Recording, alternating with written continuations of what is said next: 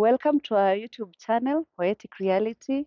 It's always a pleasure having you. And today, it can never get any better. We have our beautiful guest. She will tell us her name and tell us a bit about herself. You know that we handle life issues, we talk about everything and nothing, we walk with you in your journey, and we just bring out the poetic reality of life. So she will introduce herself and she will tell us about her a little bit about herself. Then we'll get to know her better. And please keep it here. You don't want to miss this at all. Karibuni sana. So please tell us your beautiful name. My name is Winnie Amkoa. Wow. Yeah, Karibu sana Winnie. asante sana. It's a pleasure having you. I know we have planned this for a while, but when the good Lord says it has come to pass, it will come to pass. Yes, when the time is right. Yes, Yeah. yes. So Yeah, today is I'm that glad day. we met. Thank you very Yeah, much. and God created this time for us. Thank you, thank It's a you. pleasure. Karibu sana. Asante. So we know that poetic reality is every day's reality, yeah? Yeah. And having you here is just a breath of fresh air. Oh, I'm yeah. always alone, eh? Oh, yeah. I'm The, always. and the ambience creates it all. You feel like you are home, away from noise and a busy schedule out there. And so here is like just home, and it's nice being here. And Poetic Reality family, Winnie is our very first guest ever. So you can imagine. Thank you. Winnie is a very strong woman, someone that I respect. She's wearing different hats, which I also think is very commendable. It is not easy. It is not easy being just a mother in this modern world, a working mother in Yeah. this modern world, a working mother and father Oh, in yeah. this modern working world, being still a daughter, a sister, a brother, and you have targets at work, and you have just the whole life happening. How do you do it? What just gives you the grace? How did you? You are very admirable at what you do. You Thank do it you. so effortlessly that we Thanks for wonder. the compliment. I I, actually appreciate it when I'm realizing I'm that strong. I'm that strong. you are that strong. Oh, thank you. So, coming from you, how do you just do it? And what are we talking about? Like what wearing many hats means to you? Actually, maybe I will start by talking about myself. Okay. I am a mother to two adorable daughters. Wow. A I have teenager. met them, by the way. Beautiful. Yes, Mm. a teenager and a 6-year-old. Wow. Yeah, and I'm a single mom, I might say that. And throughout, God's grace has been sufficient. It is. Even as you say that I am strong, it's when I'm realizing, okay, so I am strong. You are. I can say I owe it to God. Amen. It's not Amen. that easy, but I owe it to God. I'm a kindergarten teacher by profession. Wow. Yeah, I handle the A little ones. noble calling. Yeah, and it's my passion and zeal to deal with kids. Okay. That one, yeah, I do not It's God compromise. given. Oh, yeah, I really appreciate. Mm-hmm. Yeah. Okay. Mm. So we have now that brings us to our next question. How do you balance? Because I'm trying to imagine being a father and mother to your children and still having to be our children's mother away from home, because a school is where children develop character, they develop their personality and all that. So basically you are mothering other children as well, away from their parents, away from the home setting, because kindergarten means this is a child from as early as 2 years, Yes, yes. maybe to at most 6 to 7 years. Yes, Yeah. yes. So you can imagine, even you out there just parenting is not easy. Yeah. As a mother, and we are doing it for a few hours. Actually, I may not say I have a manual per se on how I balance. I think some of these things, once you are mothered, you are wired like a mother. You just find yourself mothering, even if it's your own children or other children. And as a profession, I chose that career because I really loved working with children. And by that time, early childhood education was the course that I would take that will connect me to kids, even though by then that was not my preferred course. But I found things falling in place, and even as I did it, I continued loving the children. And being a teacher, you are always learning. Each and every day you learn, and even as you gel with the young ones, they make you to just find yourself that you are really admiring your work and you're doing very well. So that is your professional side. Yeah. You are passionate about it. Yes, I'm I am. trying to imagine if you're saying that this was not your number one option, what would you rather have been then? And what made you choose that profession eventually? Actually, I really admired being working in the medical field. Wow. And I was inspired this when I was in primary school. There was a series of books, Trufena the student nurse, I remember. Trufena the city nurse. The millennials And- won't relate. And she was working with a pediatrician, and it just used to carry me out. And I really felt like I should be a pediatrician. If it comes to the worst, then a nurse. But unfortunately, my grades didn't match that.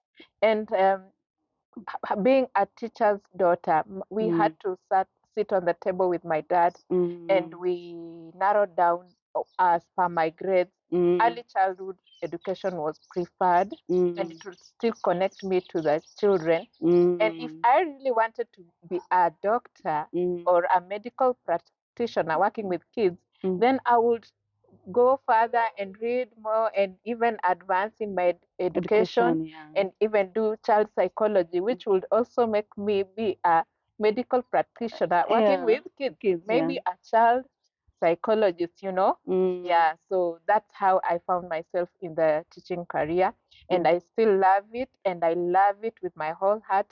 I don't know if I really want to pursue that medical. I was about part to of ask it. you. I was about to ask you, do you still want to be a child psychologist, or But- are you content nurturing them so that they don't see psychologists anymore? But having worked with kids for some years, when I look at them when they grow up, it gives me some fulfillment. Wow. And so I feel like this is what I was meant to be.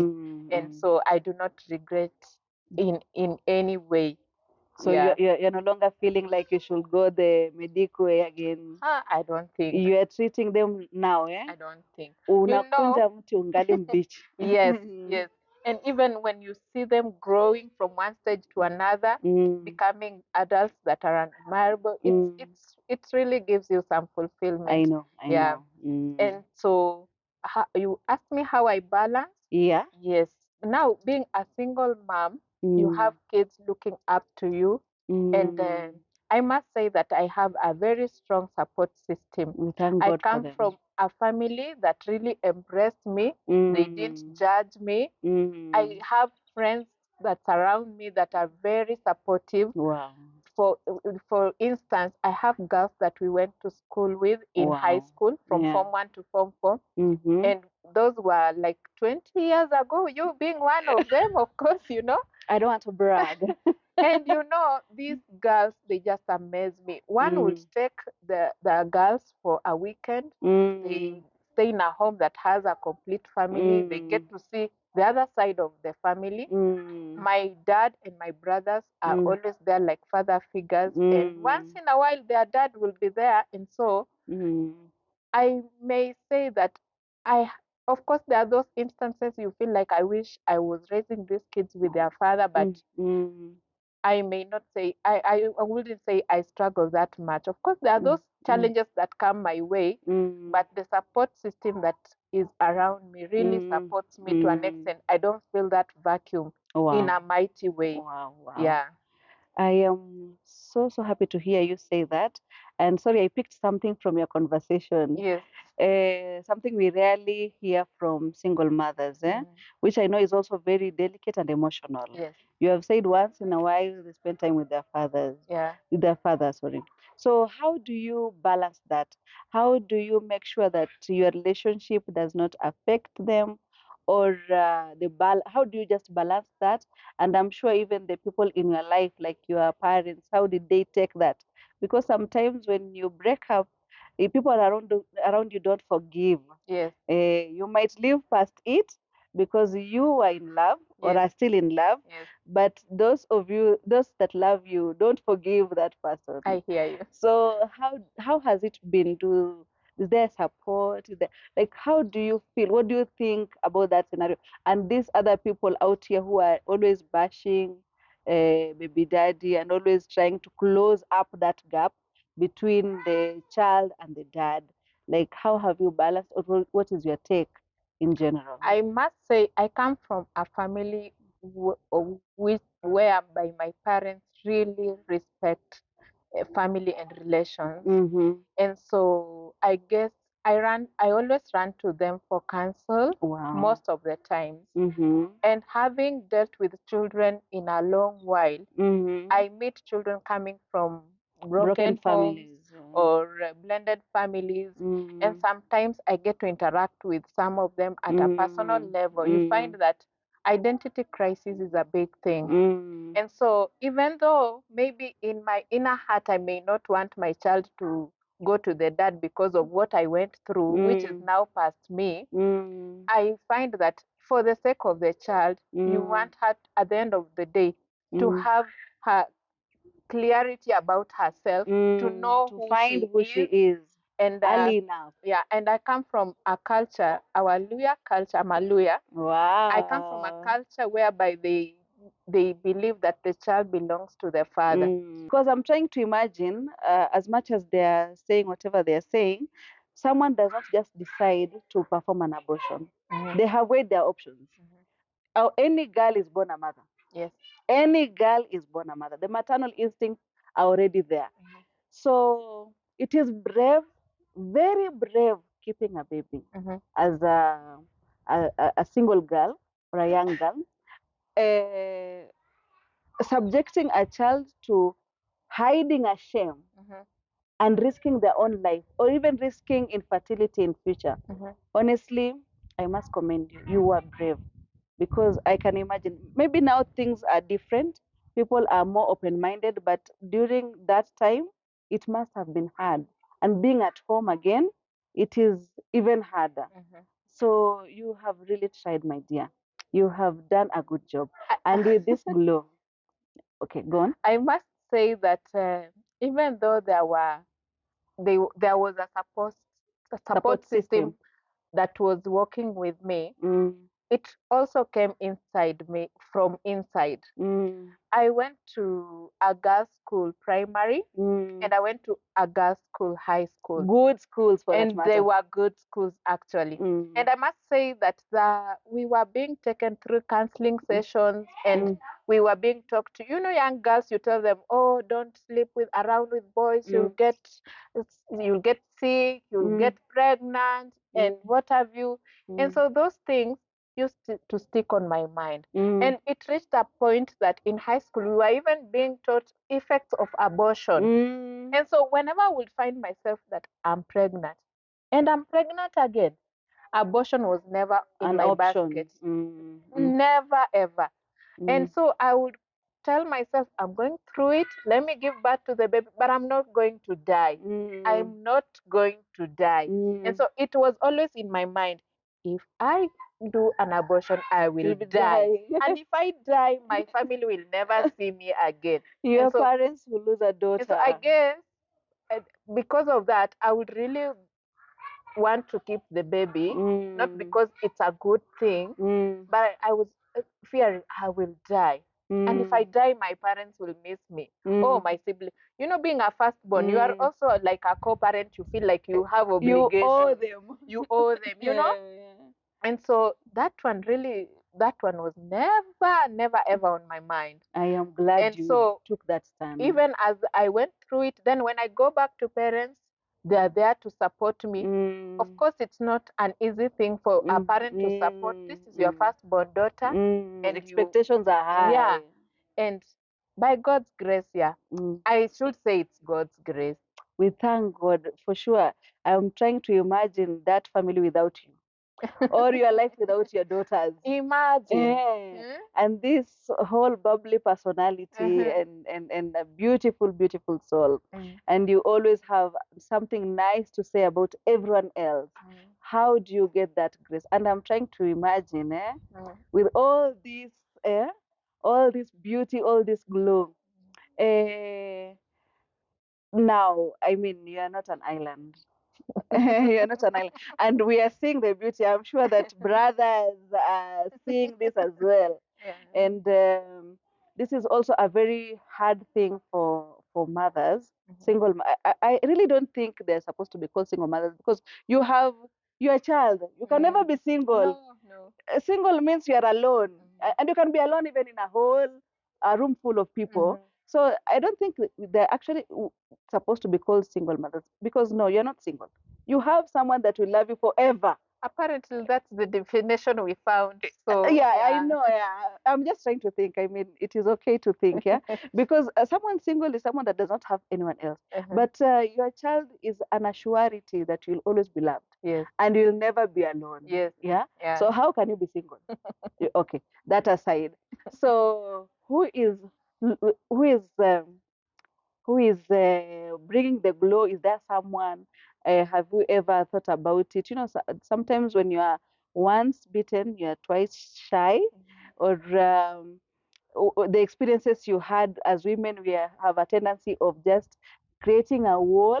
So once your heart has been wounded kidogo, see, they try to tell us that we are bitter women, single women are bitter women, or whatever. There's even married women will be branded bitter women if things are not working. So how have you managed to keep the glow?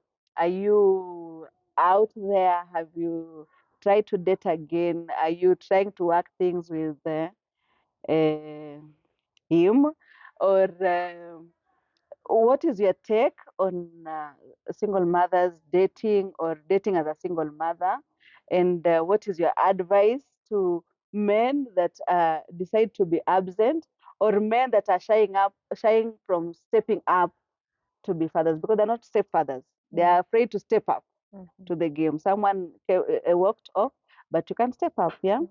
Because I'm sure that there are men out there who have been amazing stepfathers, that they are better than the fathers. So you'll find that most of the time when a girl gets pregnant, she's the one who bears the brand and the burden, and you get that because actually pregnancy, you can't like put it in your pocket or in your handbag. So you'll be walking with your tummy there, everyone seeing it, and you know, for the dad, unless it's not attached someone to tells him. them, nobody will be able to say that Mr. So and so has impregnated someone. But when you're a girl, you are just saying, oh, she's pregnant, she's pregnant. She made a wrong decision. Fortunately or unfortunately for me, the society and my parents had lots of expectations from me. So when being it first happened, being a firstborn, and you have girls following you, and a child of a teacher, and your mom is a minister in church. Yes. And you've been in church, you've been involved in church, you know, people didn't expect that. And actually, so you faced stigma in some sort of way. I had taken good care of myself, that one I might say. But now when it comes, it was a shock to me as well. The first time it came, I must tell you, Tabby, I really wanted to run away from everyone that knew me and everyone that could identify themselves with really me. Sorry that you because I was feeling like I've let down the society, the church, my parents, because we were raised up knowing that you need to get married before doing anything, you know, and now it has come. How do you face it? At first, it was, let me not go into details, but it was not easy. It was traumatizing in a way. Something that is supposed to be so beautiful became so stressful for you. And luckily, I'm not so much of an introvert. And so I approached a friend, and by God's grace, the friend I approached was very positive because she gave me steps that I followed, and I was able to disclose to my parents what I was going through, and they embraced me. That was the positive turnout about it. We thank God. And I think, supposing my parents were negative, I would have done something that I will be regretting to date. We thank God now, for mom and dad. So I would really say that parents, when your child go through this, please embrace them. It's not the end of the matter. It's not the end of life. They will come out strongly. And I must confess, Tabby, that I got my first pregnancy when I was 25. I hadn't gone to college because there was no money. I have 9 siblings following me. They need to go through school and other needs. And my dad that time was just a primary school teacher. I can imagine. His salary was so squashed that I was much better because I had already done Form 4. And so when it happened, it really broke my heart because I don't have any income. I don't have anything. And now, like this friend of mine, it's like is not for it. What do you do? Where do you go? And so, lucky enough, my parents embraced me. So I would really advise out there that do not judge do not even label them, because this child that this girl is carrying might be the next. You never know. Lupita Nyong'o. You never know. Barack Obama. Oh yes, you name them. And so I must confess that through the process, I've been able to see beautiful things turning out, even in my own life. Wow. I hadn't gone to college. I become pregnant, and all of a sudden I'm going to college, Tabby. I can tell you, I unfortunately or fortunately, I fell again. I got the second baby, and things turned out beautifully. Even though I was going through a rough time, I can say that there's a way. The Bible says that God knew you before you were formed in your mother's womb. But that verse, I've never seen it if it's saying if your mother was born again, or if your mother was married, or she was single. It says that God knew you before you were formed in your mother's womb. And so they have not labeled the mother. And so the same God who allowed it to happen, He has a purpose and a reason for your life. Because there are people looking for kids. Yeah. Very stable marriages. And so when I look at my kids, yes, I know I might have done contrary to the expectations from the society or church. But when I look at my children, I see the beauty of God. And I see them becoming great, doing mighty and marvelous things in the world. And they will be to cause to what that purpose that God formed them in my womb. Yeah. And I know it will come to pass, Tabby. It speaks as it is. You are a vase. Yes. In His hands. And I must say that the brethren in church around me, I think they gave me the spirit to fight on and even become stronger, because they do not label me. And otherwise, I would have run away from church. Trust me. Your church is a good one, because trust me, there are churches that actually send people off.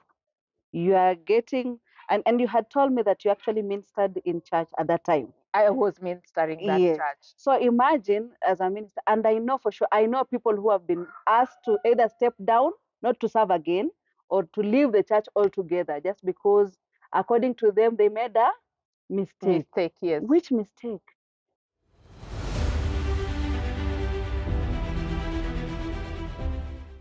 When it doesn't work out, I try not to force myself. Of course, there are those denial stages. You are still hopeful it will work, it will work. And I would just really want to tell the men, when you find yourself in that scenario, you've met a lady or your girlfriend pregnant, please have the courage to go through it. Of course, I've gone for coffee dates here and there. I wouldn't come to a date and tell you I don't have children. Where will I take them? Are they like bread I will eat and put in my stomach? So we are hoping for Shona Kitenge. I am open. I'm open. I'm open. If the man comes, why not? Why not? It's my desire.